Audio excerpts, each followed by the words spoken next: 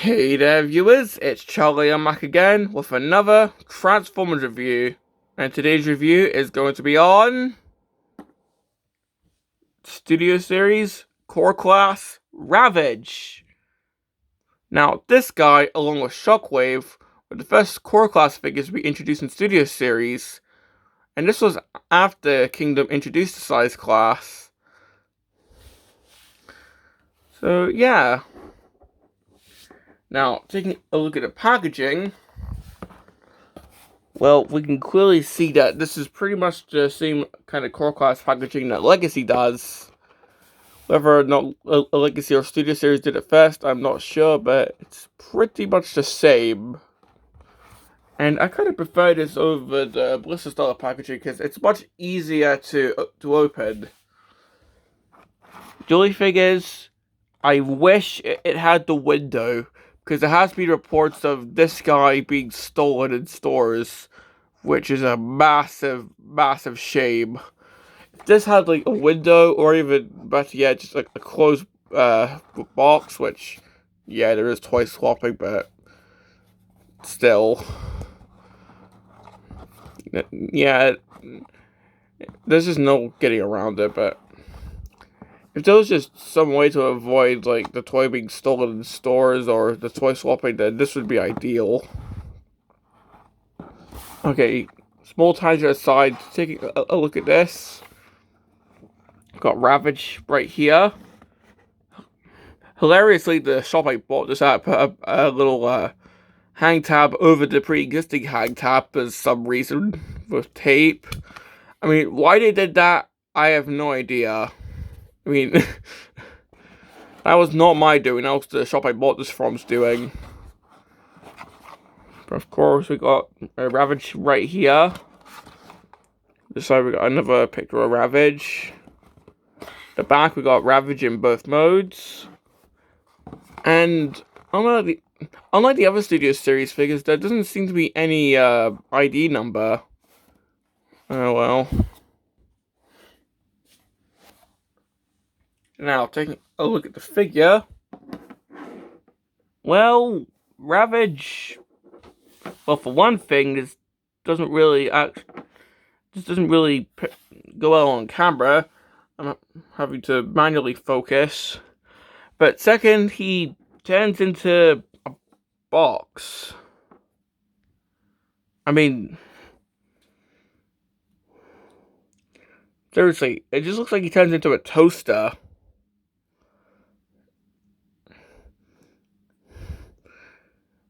I mean, this makes sense. In the movie Bumblebee, he just pops out of Soundwave's chest and transforms, but seriously, this is a chunky boy.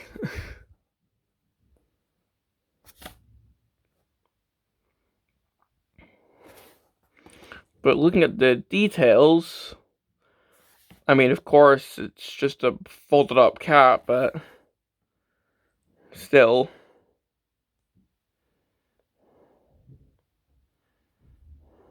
And we can just see the head right there.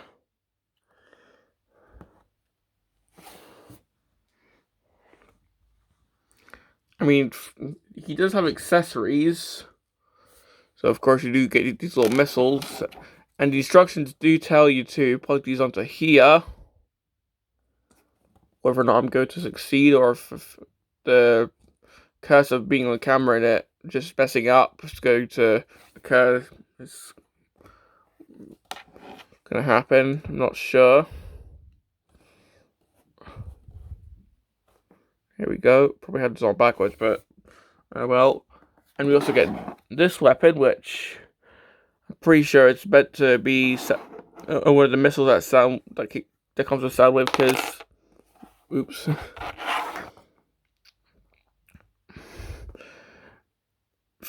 Well, it does look like one of the missiles from the original G1 Soundwave figure, so pretty sure this does play in with Soundwave in some way. This just plugs in on the top. So now you have this going on. If anything, this is just weapon storage.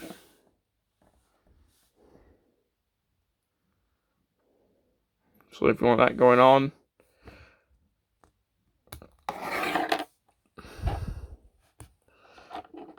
And for a quick test of blast effect compatibility, nope.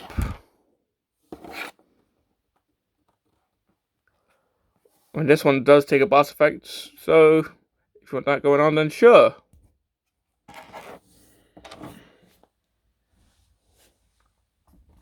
Now, for a quick comparison, here he is with Siege Ravage, or in this case, the Netflix version. So you can see how this works out. Of course, this version is much flatter.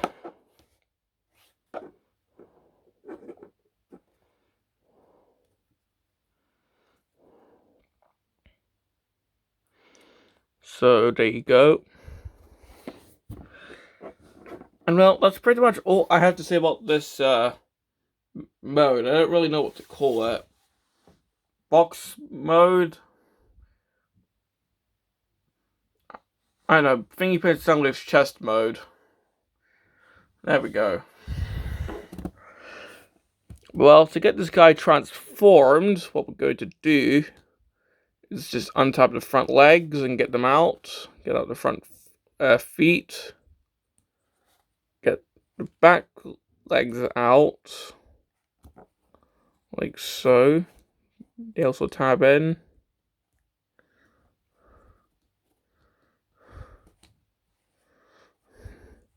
All this comes out like so.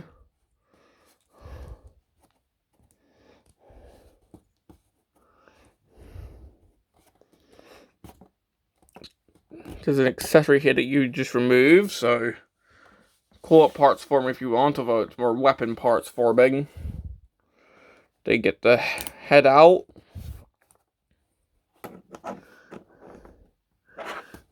And just try and straighten these out. I mean, if you want them to be in this cool about to pounce pose, then you can.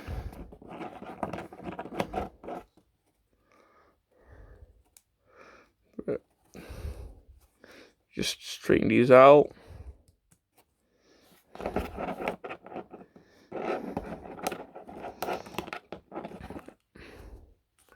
And here we have Ravage in robot modes. Well, what are the accessories?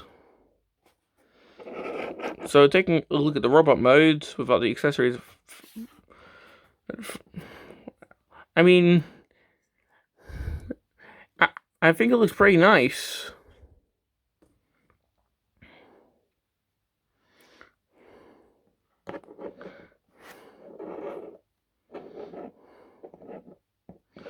I mean, for a character who only appeared in like what, one scene in the entire movie, I think they did a pretty good job. And keep in mind, Revenge of the Fallen Ravage, or well, Dark of the Moon Ravage, no, it was Revenge of the Fallen. So RTF Ravage, who arguably had a much bigger role, was only a small accessory of Grindor. Whereas with this guy, who had a much smaller appearance, got a full-on action figure.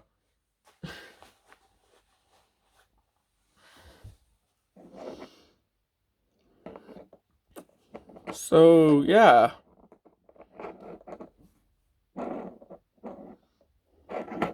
Now, taking a look at the head. I mean, it doesn't really resemble a jaguar head to me, but hey, it's Cybertronian, so. And if you want, he can open his mouth if he wants to growl.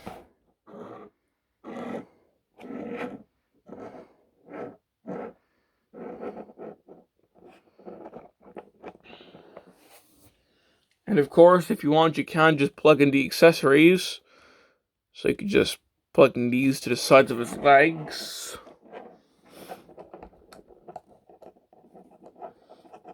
We can actually get them in.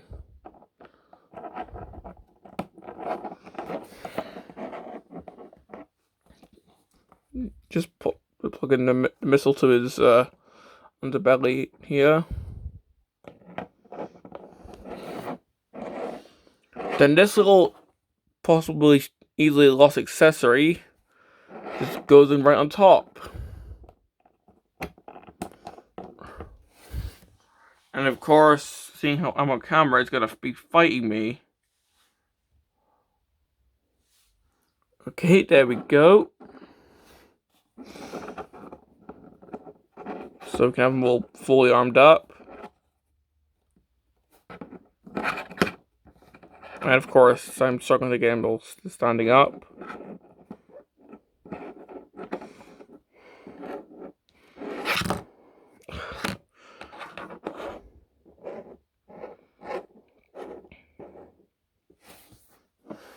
Now, for a comparison, here's a Siege or, well, Netflix Ravage. And you can see he's much bigger, because this guy was a Micromaster.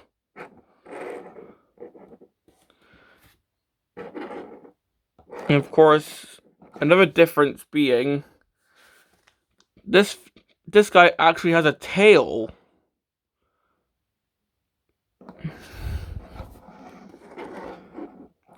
But yeah, this guy's definitely way better than this guy in my opinion, so...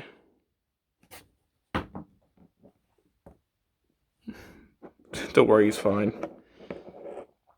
Well, the articulation for this guy, as stated, his mouth can open.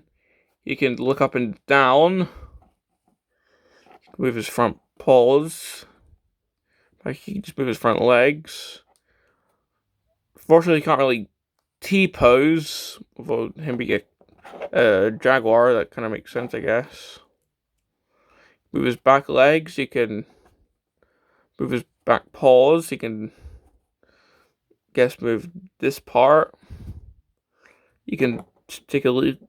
He can take a look just like a dog if he wants. There you go. And he can move his tail. So yeah, not really as posable as the humanoid robots, but for a jaguar, you can still get him into some nice poses. And if you have Studio Series, I guess, Patty Soundwave, because that's what it looks like. Seriously, that thing, like, what is that alt mode? I mean, it's, I like it, but it's kind of weird looking. But if you have Studio Series Bumblebee Soundwave, then this guy is definitely gonna look cool next to him. And I definitely do want to get that figure now. But well, do I recommend this figure? By its own merits, I mean, not just to go with Soundwave. Well, I do quite like him, but I do find the transformation a little bit fiddly, especially seeing how the instructions do tell you to take this section off and plug it onto here. And, well, you could potentially lose this piece. Granted, I mean, the step is optional, but still, like, it can get a bit annoying. But, well, do I recommend this figure? Well, whether it's to go with Soundwave or by itself, I think, yeah, this is a really nice looking figure. I mean, like, granted, this is a much better design than Revenge of the Fallen Ravage, in my opinion, so, but still, this is a really, really fun figure. Even without Soundwave, I mean, I do tend to sometimes buy figures without having the figure it's meant to go with. So, but with or without Soundwave, I definitely do recommend this guy.